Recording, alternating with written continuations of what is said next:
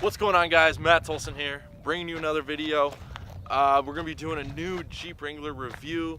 I've been getting a lot of comments, dislikes on it, partly because of the fact that we kind of shot it kind of quick, not the best review. I know Jeep people can get pretty offended by the littlest of things, as if calling a Jeep a car. No big deal, don't really care. But I figured I'd do a little bit more of an in-depth review for you guys, just to kind of give you a better understanding what you can get if you're looking to purchase maybe a 2018 Jeep Wrangler JL in the automatic transmission or the 6-speed manual, as well as getting the Sahara package, which is what this is, or maybe a Rubicon. Kind of show you the differences between the Jeep Wrangler JL as well as the JK. Some of the differences you may not have known about just yet. I'm sure everybody's seen pictures of the differences, but there's always different things that you may not have known. So hope you can find out something you may not have known about in this video. Leave a like. I would appreciate it if you guys would subscribe as well. Let's get the channel going. I would like to hit 100 subscribers within the next few months. That is my goal. If we can hit that goal, maybe do like a little giveaway or something along those lines. But let's get see, they've changed quite a few things from the JKs, which are the previous models. We're going to start right up front here with the grill slash bumper slash fenders. As you can see, they have put the running lights in the fenders instead of on the bumper. They used to be small right here. I think it added a lot cooler of effect, as well as rounding off the fenders. A few of the big key things they changed is rounding off the Jeep a lot more. In the older JKs, they were a more boxy look, keeping with the theme of the boxy look that the Jeeps have always had. Nonetheless, it still has that boxy look that everybody loves, but they did round off the windshield. Instead of it being more vertical, they slanted it back a little bit, making it more slick, made it a little bit more sporty looking, which I think added a cool kind of effect, while still keeping the Jeep look. As well as the grill. They made the grill more aggressive look. Instead of it just being straight up and down, it actually protrudes out a little bit, making it kind of diagonal, which adds a kind of more aggressive feel to it. As well as they have added inserts, which I think we're going to be blacking out on, not 100% sure. I think they do look kind of cool. They chose the gray color, which is a beautiful color. That's what most of our cars are. We get them in the gray. This is also the Sahara package, if you guys couldn't see. We'll be going more into detail on what you get with the Sahara package. It's pretty simple.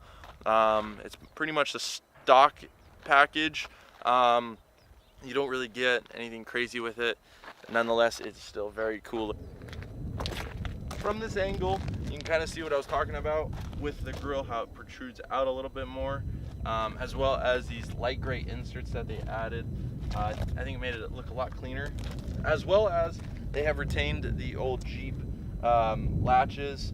Instead of just having the hood latch under here, which most cars have, the Jeeps also have these latches here.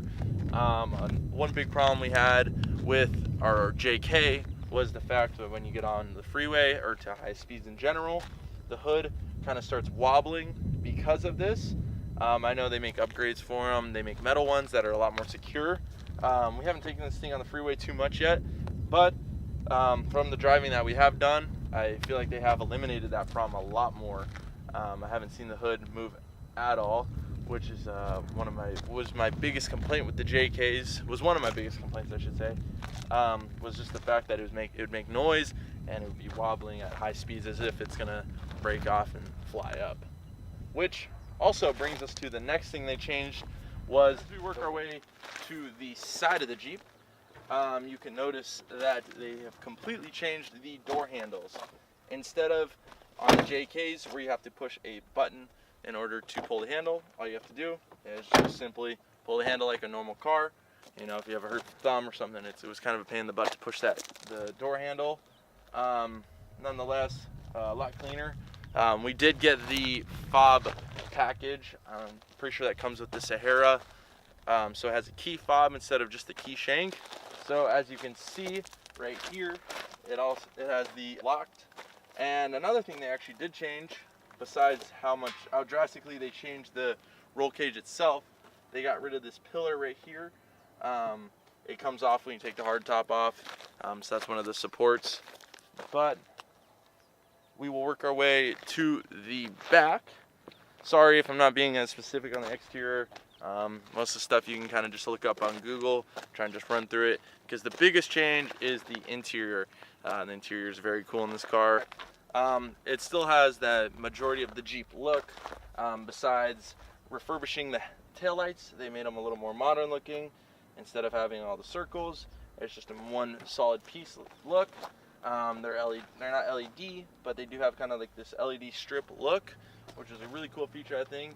As well as they put the whole assembly, I guess you could say, for the rear third taillight, taillight, is a little bit more aggressive. As well as one of the biggest changes that I've noticed is the backup camera. On most Jeeps, as well as G-Wagons, the backup camera is above the spare tire, so that you have the spare tire blocking partial view, so it kind of makes it hard to judge how far back you're going. So what they did to do that is put it right in the spare tire itself. When I first saw that, I'm like, oh god, it's gonna be kind of a pain in the butt. Say you get a flat tire, you need to get the spare off. It's actually not. When you get the Jeep, you get a bunch of tools to take the top off, this off, other stuff in the cars, as well as the doors. So there is a Torx bit right here that you loosen, unlock it, it pulls off, and then it doesn't pull the camera out, it takes this housing off, which allows you to then take off this spare tire. Yeah, it's a little bit extra work. How much better the backup camera has come. It's completely redone. It looks like the Grand Cherokee's backup camera, which has been very, very nice. And when we take this Jeep out, it's kind of a tight fit, and I can just show you how clean it is when I show you how much nicer it is having that backup camera. As you can see, the rear bumper goes all the way into the fender. On the JKs, it would stop right here, and you'd have the gap. What? Bro, what are you talking about, man? So it gave it a more clean look, and then some more reflectors. But I mean, the Jeeps themselves, they haven't changed much, and I think that's why they're so popular, is that the fact that they've stayed the same for so long. But when you're spending $50,000 on a Jeep, you do want some modern touches to it, and I think they hit that on the head with the JL, and I think the JL is going to be a huge hit once I get into the interior, which is going to be our next clip. Now that we've gone over most of the features on the exterior that they changed on the JL, we'll go over a few of the changes they made to the interior. As you can see, the interior has been completely revamped, from the components to the styling of everything, as well as to the quality of parts they've used. On the Jeep JKs, a lot of the stuff was plastic, but in this you get this more leathery type of feel. There is still a lot of plastic here and there. There's the metal across the main dash, which adds a super slick look and was a great feature I think they added. The one thing I do not like about the JLs is the screen. So with the JKs, there was the option to get the kind of the more not digital screen, real basic. It was the more basic package, as well as you could get the more aggressive screen, which was actually bigger than this. It came to about right here. It was a lot cleaner. This one obviously has more features than that one does, but I felt they could have made it, this one bigger, maybe like my Tacoma's. My Tacoma's a lot bigger than this one, but the touchscreen nonetheless is super nice in it. When you push the buttons, they react. It doesn't have that delay, so I think they hit it on the head on that. I wish it was a little bit bigger. Nonetheless, that's petty. But as you can see, we did go with the 6-speed transmission. So the manuals in the JK used to have a long shifter, and it would come to about here. So it was kind of a more pain in the butt to drive. So I think they made a really good decision by making the shifter a lot shorter, as well as going to the lift up feature to put it into reverse instead of having to go all the way over and down to get it in. It's kind of a little thing, you know, when you're driving these cars, you kind of know where the reverse is, but I think it was kind of a smarter choice to make it the lift up feature instead. As we kind of work our way to the front of the car where this driver will be sitting, the steering wheel is the same style, I guess you could say, but once again, the materials they used are completely different. They have this nice leather with this beautiful white stitching. It adds a super clean look, I think, as well as they added a lot more buttons to the steering wheel itself. You know, you have your cruise control, your phone, so you can pick up a phone call while you're driving, as well as changing the song, and then going through the features of the actual display itself. The display itself is very clean looking. It's got this nice orange look to it, as well as that silver that it lines the whole interior. I think they did a really good job. I actually forget where the lights are in the JK. I think they're over here, but nonetheless, they did change it a little bit. You know, they added a few more buttons over here. You can, I actually don't know. They added a few more buttons over here. I should look up what those are.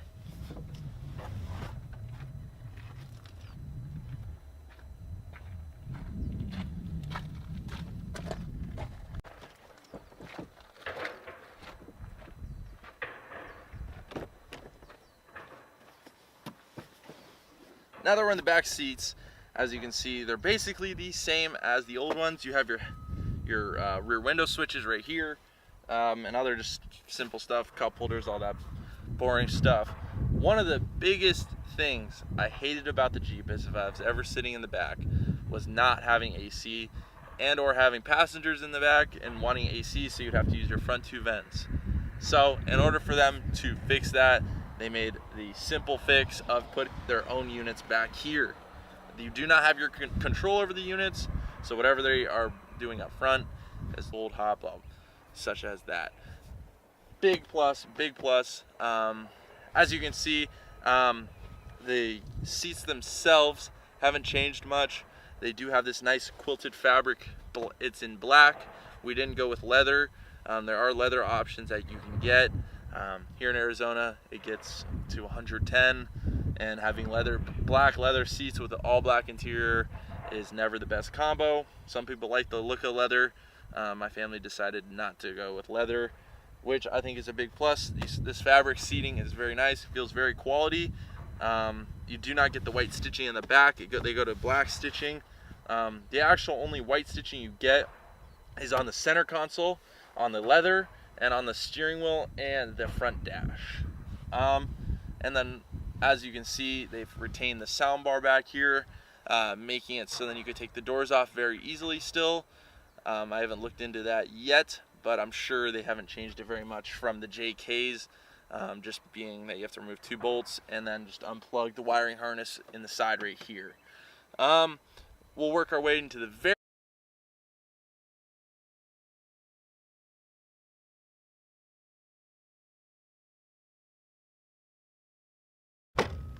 I hope you guys enjoyed this review. I had a lot of fun filming this. We got a lot planned for the Jeep. Be sure to hit the like button if you like this one better. Leave a comment. I appreciate the comments when they're constructive. You know, when you throw out petty comments, I'm not gonna ignore them. I really don't care. But I would appreciate it if you guys left me some feedback on what I should do next in the video, as well as what you think we should do to the Jeep. You know, I appreciate the feedback you guys give me.